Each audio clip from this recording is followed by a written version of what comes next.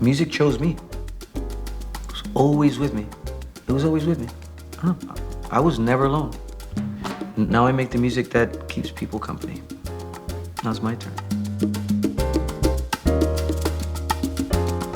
Growing up in New York with a Puerto Rican family, first of all, I don't know any different. I could just tell you what it was like to be me, but I didn't see myself as Puerto Rican. I didn't see myself as anything. I just saw myself as, this kid born and raised in New York, from Puerto Rican parents.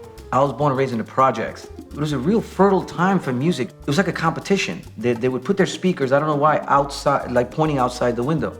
So you'd hear the craziest shit. Like, you'd hear Benny Moré coming out of one house, and you'll hear Luther Vandross, and then you'll hear Barry White, and then you'll hear Tito Puente, and then you'll hear, the Fania All-Stars. And it was like this melting pot of just all kinds of music. I decided early on to trust my taste.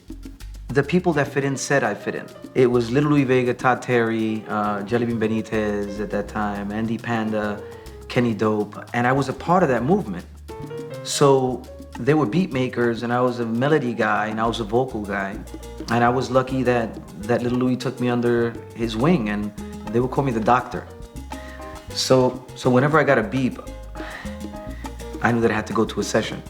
And that's where I started, and that's where I cut my teeth. I cut my teeth not only on the scene, but behind the scenes as well. I never thought I'd sing in Spanish, being born and raised in New York, ever. That was my dad's music. That was old people music. But this one song, I remember jumping out and ran to a payphone. You had to have quarters back then. It was a dime. And I called my manager. I said, I think I just heard the song that's going to change my life. He's like, what are you talking about? He had no idea. And I said, but it's in Spanish, and it's by this singer called Juan Gabriel. He said, yeah, but he already recorded it. So what are you telling me? You want to, what? I said, I need to record this song. He said, well, the only way would be to do a version in salsa, but you don't do salsa. And I was like, then let's do salsa. Whatever that is. I don't know. But I need to sing this song. I need to sing this song. And the rest is history. I stuck with salsa. I did a couple English albums that I'm really proud of. Salsa it found me. Eso es intercambio.